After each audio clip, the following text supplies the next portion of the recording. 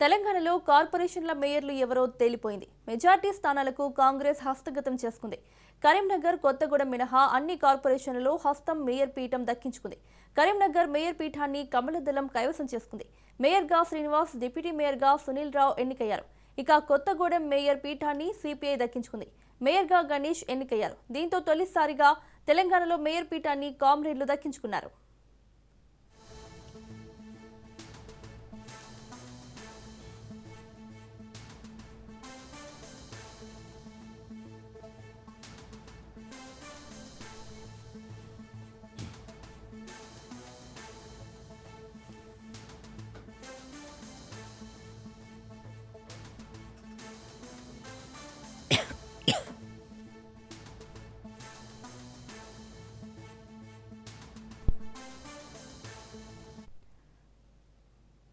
మరోవైపు నీలగిరిగడ్డ కాంగ్రెస్ అడ్డాగా నిలిచింది. నల్గొండ మేయర్ పీఠాన్ని హస్తం కైవసం చేసుకుంది. మేయర్గా బొర్రి చైతన్యరెడ్డి ఎన్నికయ్యారు. డిప్యూటీ మేయర్గా అష్రఫ్ అలీ ఎన్నికయ్యారు. నిజామాబాద్లో అనూహ్యంగా మేయర్ సీటును కాంగ్రెస్ దక్కించుకుంది. మేయర్గా ఉమారాణి ఎన్నికయ్యారు. డిప్యూటీ మేయర్గా మజ్లిస్కు చెందిన సల్మాన్ తహసీల్ ఎన్నికయ్యారు. మహబూబ్ నగర్ మేయర్గా కాంగ్రెస్ పార్టీకి చెందిన మమత ఎన్నికయ్యారు.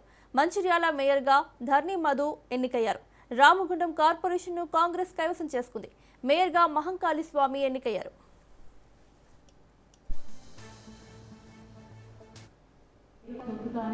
మరియు నేను స్వీకరించబోతున్న పదవి భారతదేశ సార్వభౌమత్వానికి ఐక్యతకు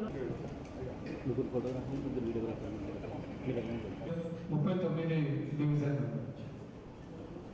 కార్పొరేషన్ సభ్యులుగా శాసనం ద్వారా ఏర్పాటు చేయబడిన భారత రాజ్యాంగ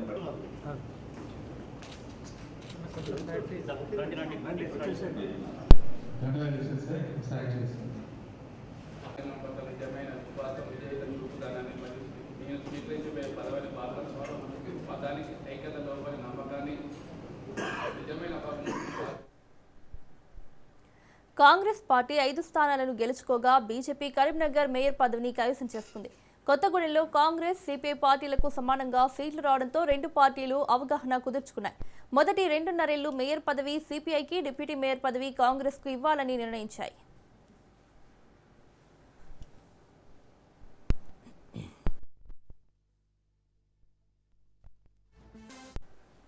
కాంగ్రెస్ పార్టీ, మజ్లిస్ పార్టీ సహకారంతో నిజామాబాద్ మేయర్ పదవిని దక్కించుకుంది. మొదటి నుంచి ఉత్కంఠ రేపిన కరీంనగర్ మేయర్ పదవి బీజేపీకి దక్కింది. కొత్తగూడెంలో కాంగ్రెస్, సిపిఐ పార్టీలు 22 స్థానాల చొప్పున గెలిచాయి. ఇక్కడ బీఆర్ఎస్ 8 సీట్లు గెలుచుకుంది. సిపిఐకి బీఆర్ఎస్ వర్కింగ్ ప్రెసిడెంట్ బేషరతుగా మద్దతు ప్రకటించినప్పటికీ సిపిఐ మాత్రం రొటేషన్ పద్ధతిలో మిత్రపక్షం కాంగ్రెస్ పార్టీతో నడిచేందుకు మొగ్గు చూపింది.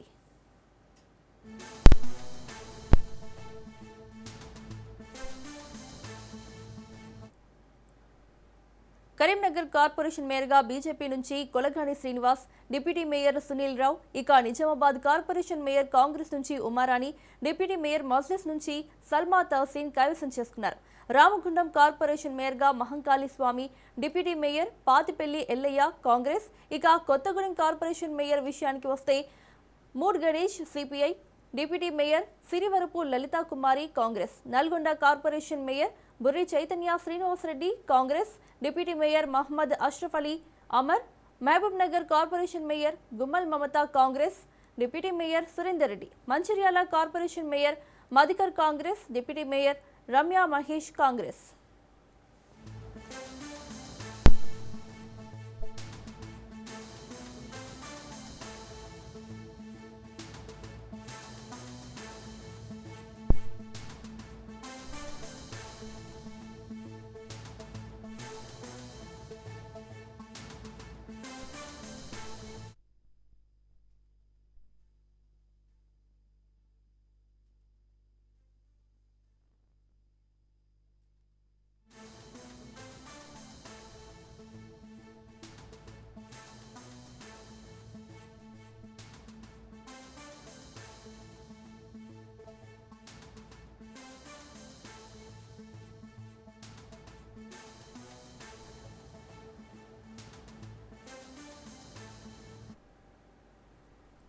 తెలంగాణ మున్సిపల్ ఎన్నికలు ముగిసినా ఇంకా పూర్తి స్థాయిలో పరిస్థితులు చక్కబడలేదు. ఈ నెల 11వ తేదీన మొత్తం 116 మున్సిపాలిటీలు, 7 కార్పొరేషన్లకు ఎన్నికలు జరగగా ఈ నెల 13వ తేదీన వెలువడ్డాయి. అయితే చాలా ప్రాంతాల్లో హంగ్ మున్సిపాలిటీలు, కార్పొరేషన్లు ఏర్పడటంతో అక్కడ ఎవరు మేయర్, చైర్మన్ పీఠాలను దక్కించుకుంటారు అనే ఉత్కంఠ కొనసాగింది. ఈ నేపథ్యంలోనే ఆయా మున్సిపాలిటీలు, కార్పొరేషన్లో కొత్తగా ఎన్నికైన కౌన్సిలర్లు, కార్పొరేటర్లు ప్రమాణ స్వీకారం చేశారు. ఆ తర్వాత మేయర్, చైర్మన్ ఎన్నిక నిర్వహించారు. కానీ వేర్వేరు కారణాల వల్ల రాష్ట్రంలోని 11 పురపాలికల్లో చైర్మన్ ఎన్నిక ప్రక్రియను వాయిదా వేస్తున్నట్లు ఎన్నికల సంఘం వెల్లడించింది.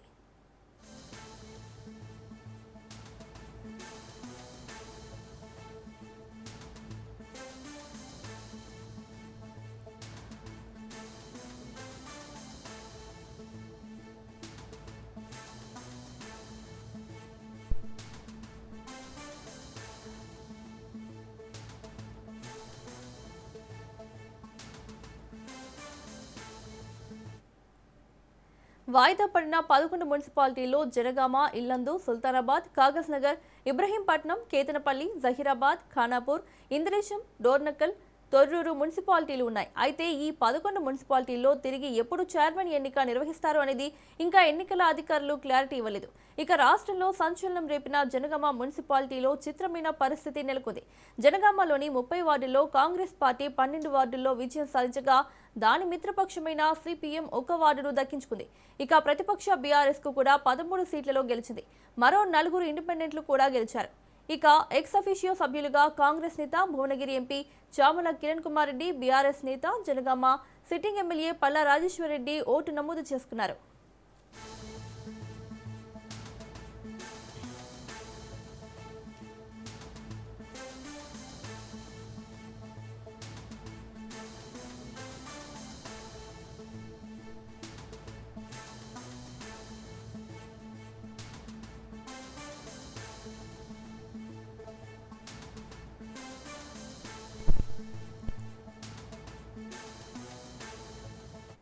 మంచిర్యాల జిల్లా క్యాతనపల్లి కౌన్సిలర్ల ప్రమాణ స్వీకారం వాయిదా పడింది. గడువు సమయానికి కౌన్సిలర్లు రాకపోవడంతో ప్రమాణ స్వీకారాన్ని మంగళవారానికి వాయిదా వేశారు ప్రత్యేక ఎన్నికల అధికారి. కౌన్సిలర్ల ప్రమాణం అనంతరం చైర్మన్ ఎన్నిక జరగనుంది. అయితే ప్రమాణ స్వీకారానికి కార్యాలయానికి చేరుకున్న కాంగ్రెస్ కౌన్సిలర్లు ప్రమాణ స్వీకారానికి రాకుండా బీఆర్ఎస్ కౌన్సిలర్లు అడ్డుకున్నారు. దీంతో ఇరు వర్గాల మధ్య వాగ్వాదం చోటు చేసుకుంది. ఈ క్రమంలోనే మాజీ ఎమ్మెల్యే బాల్కసుమన్, సిపిఐ నేతల ఆధ్వర్యంలో కౌన్సిలర్లు ధర్నాకు దిగారు.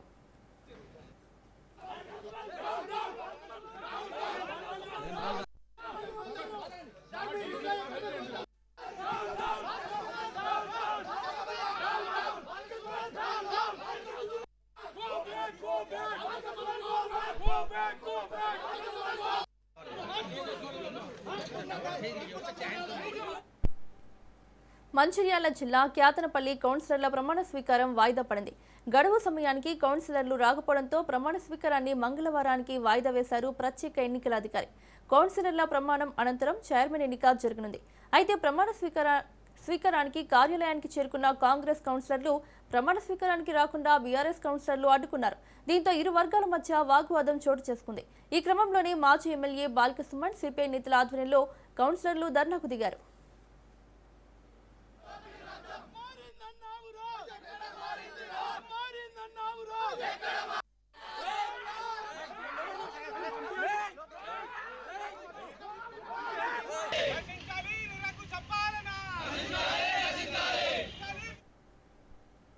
ఇస్నాపూర్ కౌన్సిల్ అభ్యర్థులను ప్రమాణ స్వీకారం చేయించి వెళ్తున్న క్రమంలో ఎప్పుడు వచ్చామని కాదు, బుల్లెట్ దిగిందా లేదా అని సినిమా డైలాగ్ చెప్పుకుంటూ వెళ్లారు ఎమ్మెల్యే మహిపాల్ రెడ్డి. సంగారెడ్డి జిల్లా పటాన్చెరు నియోజకవర్గంలో బీఆర్ఎస్ తిరుగులేని విజయం సొంతం చేసుకుంది. మున్సిపల్ ఎన్నికల్లో గుమ్మడిదల, జిన్నారం, గడ్డపోతారం, ఇంద్రేశం మున్సిపాలిటీలను స్పష్టమైన ఆధిక్యంతో కైవసం చేసుకుంది. తాజాగా ఇస్నాపూర్ మున్సిపాలిటీ చైర్మన్ పీఠాన్ని సైతం చేజిక్కించుకుంది. మున్సిపల్ చైర్మన్ గా మోటీ సుమలత, వైస్ చైర్మన్ గా పట్లోల మాధవి ఎన్నికయ్యారు. ఎక్స్ అఫీషియో ఓటు వేసి తిరిగి వెళ్తున్న గోడెం మహిపాల్ రెడ్డిని బీఆర్ఎస్ కార్యకర్తలు ఓటింగ్ ఎలా జరిగిందని ప్రశ్నించగా పరోక్షంగా కాంగ్రెస్ పార్టీ స్థానిక నేతను ఉద్దేశించి ఆయన బుల్లెట్ దిగిందా లేదా అంటూ హాట్ కామెంట్స్ చేశారు. ఇంకా సుమలత, మా పట్లలో Madhavi, Patla Madhavi vice chairman, chairman.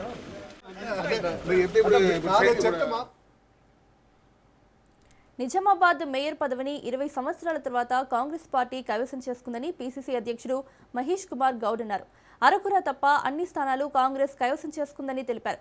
తమను ఆదరించి కాంగ్రెస్ ను గెలిపించినందుకు నిజామాబాద్ ప్రజలకు ధన్యవాదాలు చెప్పారాయన.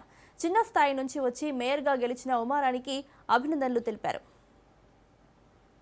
నిజామాబాద్ మేయర్ కైవసం చేసుకున్నారు అంటే కాంగ్రెస్ పార్టీ కూడా సాధ్యమవుతుంది. మేమందరం కూడా ఈ 2 సంవత్సరాలు కాంగ్రెస్ పార్టీ అధికారంలోకి వచ్చిన తర్వాత రేవంత్ రెడ్డి గారి నేతృత్వంలో నిజామాబాద్ రావాల్సిన ప్రతి అవకాశాన్ని, ప్రతి అభివృద్ధి అవకాశాన్ని, ప్రతి సంక్షేమ అవకాశాన్ని సద్వినియోగం చేసుకున్నాం. నిజామాబాద్ అభివృద్ధి కావాలి, నిజామాబాద్ ఈ రాష్ట్రంలో ఒక గొప్ప నగరంగా మారాలి. అందుకే కాంగ్రెస్ పార్టీకి ఓటేయాలి. కాంగ్రెస్ పార్టీ అధికారంలో ఉంది. ఇక్కడ మేయర్ కాంగ్రెస్ వారు గెలిస్తే నిజామాబాద్ అన్ని దశలుగా, అన్ని రంగాల్లో, అన్ని దిక్కులుగా అభివృద్ధి చేసుకున్నామనేటువంటి మాటని ప్రజలు నమ్మి నిజామాబాద్ ప్రజలు కాంగ్రెస్ పార్టీని ఆశీర్వదించినారు. ఎన్నికల్లో మేము ఎంఐఎం మీద పోటీ చేశాం. ఎక్కడ పొత్తు లేదు. ఎంఐఎం మీద పోటీ చేసి మేము దాదాపుగా 5 సీట్లు ఎంఐఎం ఉన్న సీట్లు మేము గెలుచుకున్నాం.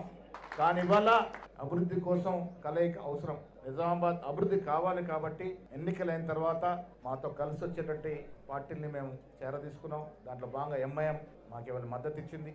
టీఆర్ఎస్ నుంచి గెలిచిన ఏకైక సభ్యురాలు కూడా మాకు మద్దతునిచ్చింది. 34 ఓట్లతో ఇవాళ కాంగ్రెస్ మేయర్, ఎంఐఎం నుంచి డిప్యూటీ మేయర్ గెలుచుకున్నాం. ఇదంతా కూడా అభివృద్ధి. నిజామాబాద్ జిల్లా పట్టణం అన్ని రకాలుగా అభివృద్ధి జరగాలని ఆకాంక్షతో ఇవాళ పొత్తులో భాగంగా ఈ రకంగా మేము చేసుకున్నాం. మేయర్ సీట్ గెలుచుకున్నాం. ప్రజలకు కావాల్సింది అభివృద్ధి, ప్రజలకు కావాల్సింది రేపటి భవిష్యత్తు, ప్రజలకు కావాల్సింది రేపు వారి పిల్లల భవిష్యత్తు. ఆ దశగా ఆలోచించే పార్టీ కాంగ్రెస్ పార్టీ ఒక్కటే. కాంగ్రెస్ సీనియర్ నేత జీవన్ రెడ్డి మరోసారి తమ పార్టీపై అసహనం వ్యక్తం చేశారు.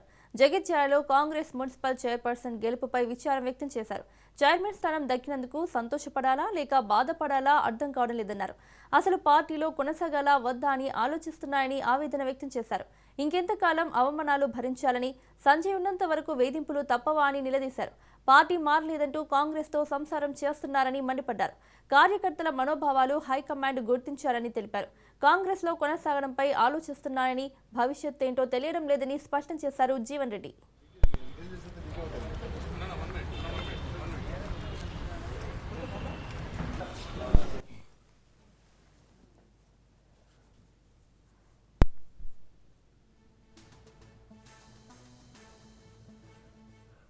కాంగ్రెస్ పార్టీ ప్రచారం చేసి ఉంటే చేతి గుర్తుకో ఇవాళ 23 కాదు 46 అని చెప్పంటున్నా. వాస్తవంగా చేతి గుర్తుకు ప్రత్యక్షంగా ప్రచారం చేయలేకపోతుంది ఏదైతుందో దాదాపు 10-15 మంది ఓడిపోయింది అంటున్నా.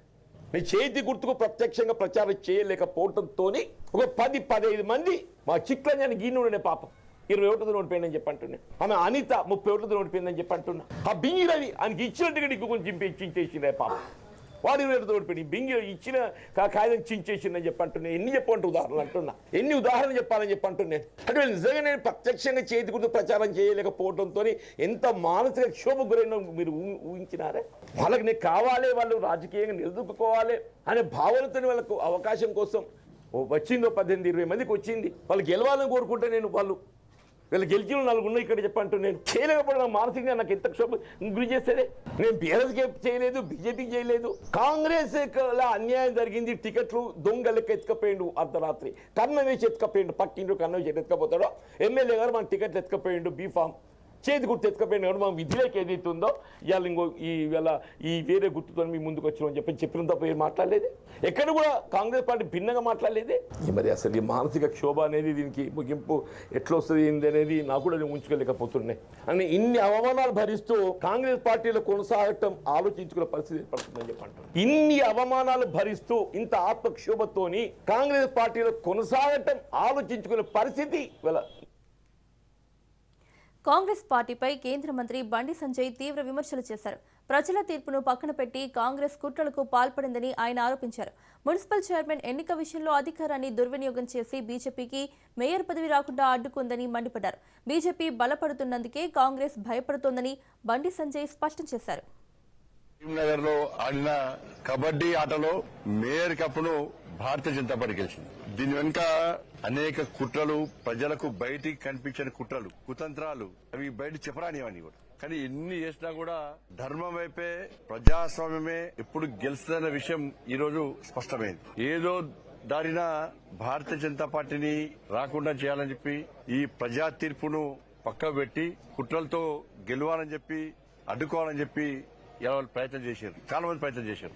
అన్ని పార్టీలు ఒకటేనే, Congress party, MIM party, BRS party అందరూ ఒకటే నడిచాడు.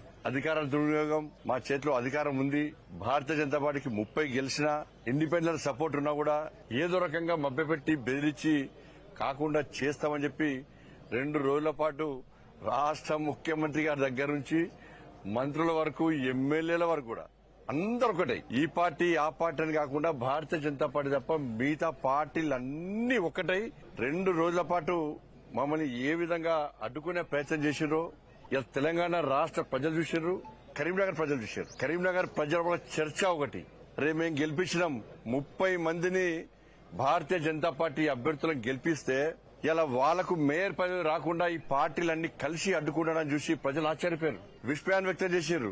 ఇంత కుట్రలా, ఇంత బైంసాలో బీజేపీని రాకుండా చేయడానికి చాలా ప్రయత్నించారని ఆరోపించారు తెలంగాణ బీజేపీ చీఫ్ రామచంద్రరావు. ఆ కుట్రలను తిప్పికొట్టిన బైంసా ప్రజలకు కృతజ్ఞతలు తెలిపారు. చాలా చోట్ల వైస్ చైర్మన్లు బీజేపీ నుంచి గెలిచారని 15 స్థానాల్లో బీజేపీ సింగిల్ లార్జెస్ట్ పార్టీగా నిలిచిందన్నారు. కొన్ని ప్రాంతాల్లో గతంలో కన్నా ఎక్కువ గెలిచామని చెప్పుకొచ్చారు రామచంద్రరావు. టీఆర్ఎస్ పార్టీ వచ్చిన తర్వాత మళ్ళీ ఈ పార్టీ వచ్చిన తర్వాత మా కార్యకర్తల్ని వేధించి హెరాస్ చేసి వాళ్ళ మీద కేసులు పెట్టి, మర్డర్ల కేసు పెట్టి, వందలాది మంది కార్యకర్తల్ని వారు జైలుకు పంపించి తప్పుడు కేసు పెట్టి ఆరోపించి వాళ్ళ మీద పెట్టినటువంటి ఒక కేంద్రం అది. దాంట్లో సగం మందికి నేనే ఆ రోజు న్యాయవాదిగా యాక్టివ్ గా ప్రాక్టీస్ చేసిన రోజుల్లో నేనే ఆర్గ్యూ చేశాను. ఎంతో మంది కుటుంబాలు అక్కడి నుంచి వెళ్ళిపోయినాయి, పారిపోయారు. అక్కడ ఎంఐఎం ఒక ఆగడాలకి అక్కడ తట్టుకోలేక కూడా ఒక డాక్టర్ ఒక నర్సింగ్ హోమ్ మీద అటాక్ జరిగింది, ఎంతో మంది చంపేయడం జరిగింది. వినాయక చవితి చేస్తుంటే దాని పైనుంచి మస్జిద్ పైన రాళ్లేసి హిందువులు వాళ్ళకి పండుగ కూడా చేసుకోలేని పరిస్థితి బైంసాలో ఉండే. మజ్లీస్ పార్టీ చివరికి లాస్ట్ లో వాళ్ళు ఎంఐఎం మేయర్ గా ఉండే. అంతకుముందు అమరావతిలో బిల్ గేట్స్ బృందం పర్యటిస్తుంది. గన్నవరం ఎయిర్పోర్ట్లో బిల్ గేట్స్ కు మంత్రులు ఘన స్వాగతం పలికారు. ఏపీ పర్యటనలో బిల్ గేట్స్ సీఎం చంద్రబాబుతో కలిసి సచివాలయంలోని రియల్ టైమ్ గవర్నెన్స్ కమాండ్ సెంటర్ను సందర్శించారు. ఆర్టీజీఎస్ కేంద్రం నుంచి పాలనలో టెక్నాలజీ వినియోగాన్ని దగ్గరుండి పరిశీలించారు. రియల్ టైమ్ గవర్నెన్స్ ద్వారా పౌర సేవల్ని వేగంగా అందిస్తున్న తీరు, ఫలితాలను గేట్స్ కు ఈ సందర్భంగా చంద్రబాబు వివరించారు. డేటా లీక్, అవే 2.0, వాట్సాప్ గవర్నెన్స్, సంజీవని ప్రాజెక్ట్, రాజధాని అమరావతి ప్రాజెక్టుల గురించి బిల్ గేట్స్ తెలుసుకున్నారు. ఆర్టీజీఎస్లోని డిస్ప్లే వాల్స్ పై ప్రజెంటేషన్లను పరిశీలించారు. డేటా లీక్ ద్వారా అన్ని ప్రభుత్వ శాఖలను అనుసంధానించామని సీఎం వివరించారు. డేటా లీక్, వాట్సాప్ గవర్నెన్స్ ద్వారా పౌర సేవల్ని సులభతరం చేయడం బాగుందని ఈ సందర్భంగా బిల్ గేట్స్ కితాబిచ్చారు.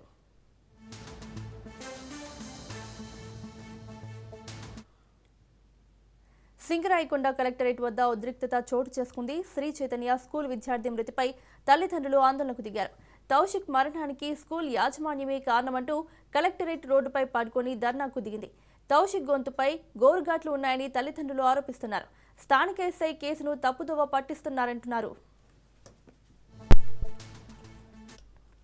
తౌషిక్ 2 సంవత్సరాల నుంచి సింగరాయకొండ నవోదయ కోచింగ్ సెంటర్ లో చదువుతా ఉన్నాడు. రోజు ఫోన్ చేస్తాడు. అలాగే నిన్న కూడా చేశాడు. రానారెడ్డి వాళ్ళ కొడుకు బుజ్జి సార్ ఫోన్ చేశాడు నాకు. ఫోన్ చేసి, మేడం మీ బాబు బాత్రూమ్ లో టవల్ చుట్టుకొని కింద పడిపోయి ఉన్నాడు మేడం, తొందరగా రాండి మేడం అన్నాడు. అదేంది, ఏమైంది బాబు కంటే, టవల్ చుట్టుకొని పడిపోయి ఉన్నాడు అంతే, ఏం కాలేదు రాండి మీరు అన్నాడు. సింగరాయకొండ నుంచి అక్కడ రావడానికి ఎంత టైం పట్టింది సార్? హైదరాబాద్ పంజాగుట్ట జాయలుకాస్ లో భారీ చోరీ జరిగింది. భారీగా బంగారం చోరీ చేశాడు సేల్స్ మ్యాన్. కిలోకు పైగా బంగారం బిస్కెట్లు చోరీ అయినట్లు గుర్తించారు. సాక్స్ లో బంగారం పెట్టుకుని చోరీ చేసినట్లు నిర్ధారించారు. ఆడిటింగ్ లో చోరీ విషయం బట్టబయలైంది. కేసు నమోదు చేసి దర్యాప్తు చేస్తున్నారు పోలీసులు.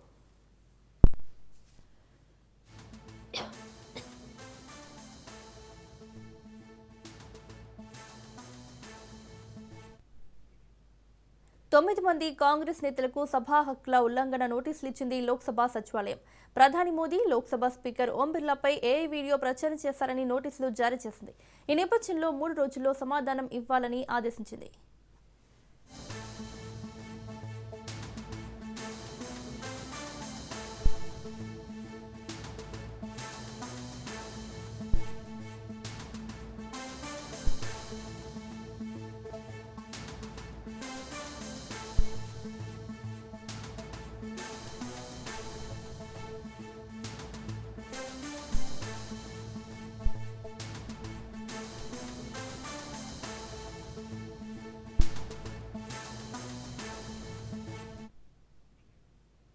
దేశ రాజధాని ఢిల్లీలోని భారత్ మండపంలో ఏఐ ఇంపాక్ట్ సమ్మిట్ను నిర్వహిస్తుండటంపై ప్రధాని మోదీ హర్షం వ్యక్తం చేశారు. ఏఐ ఇంపాక్ట్ సమ్మిట్లో పాల్గొనాల్సిందిగా ప్రపంచ దేశాలకు ఆహ్వానం పలికారు. ఈ కార్యక్రమం ద్వారా ప్రపంచ దేశాలకు భారత యువత ప్రతిభ, సామర్థ్యం తెలుస్తాయని, ప్రపంచ అభివృద్ధిలో భారత్ తన సహకారాన్ని మరింత పెంచుకునేందుకు ముందడుగు వేస్తుందన్నారు. సైన్స్ అండ్ టెక్నాలజీలో భారత్ వేగంగా వృద్ధి చెందుతుందనడానికి ఈ కార్యక్రమం నిదర్శనమన్నారు. గ్లోబల్ సౌత్లో నిర్వహిస్తున్న ఈ మొదటి ప్రధాన అంతర్జాతీయ ఏఐ సమ్మిట్ మన దేశంలో జరుగుతుండడం గర్వకారణమన్నారు.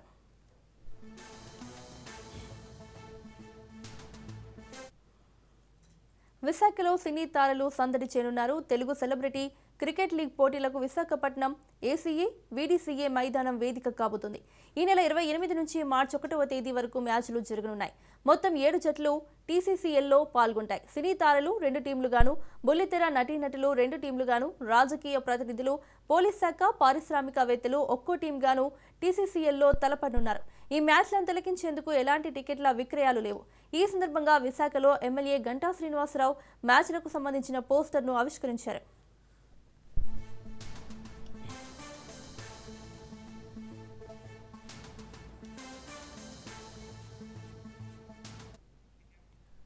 Tollywood most crazy couple Vijay Deverakonda, Rashmika Mandanna వివాహంపై గత కొంతకాలంగా సాగుతున్న సస్పెన్స్ కు తెరపడింది. వీరిద్దరూ త్వరలోనే వివాహ బంధంతో ఒక్కటి కాబోతున్నారని, దానికి సంబంధించిన పెళ్లి పత్రిక ప్రస్తుతం సోషల్ మీడియాలో వైరల్ గా మారింది. ఈ నెల 26న అత్యంత సన్నిహితుల సమక్షంలో జరగనుంది. ఆ తర్వాత సినీ రాజకీయ ప్రముఖుల కోసం మార్చి 4న హైదరాబాద్లోని తాజ్ కృష్ణ హోటల్లో గ్రాండ్ వెడ్డింగ్ రిసెప్షన్ ఏర్పాటు చేశారు. దేశీయ స్టాక్ మార్కెట్లు భారీ లాభాలతో ముగిశాయి. బ్యాంకింగ్ స్టాక్స్ లో కొనుగోళ్ల మద్దతు సూచీలకు కలిసొచ్చింది. దీంతో 2 రోజుల వరుస నష్టాలకు బ్రేక్ పడింది. ఉదయం 82,480.40 పాయింట్ల వద్ద నష్టాల్లో ప్రారంభమైన సూచీ క్రమంగా కోలుకొని లాభాల బాట పట్టింది. చివరికి సెన్సెక్స్ 650 పాయింట్ల లాభంతో 83,277.15 వద్ద ముగియగా, నిఫ్టీ 211.65 పాయింట్ల లాభంతో 25,682.75 వద్ద స్థిరపడింది. డాలర్తో రూపాయి మార్క్ విలువ 90.66గా ఉంది.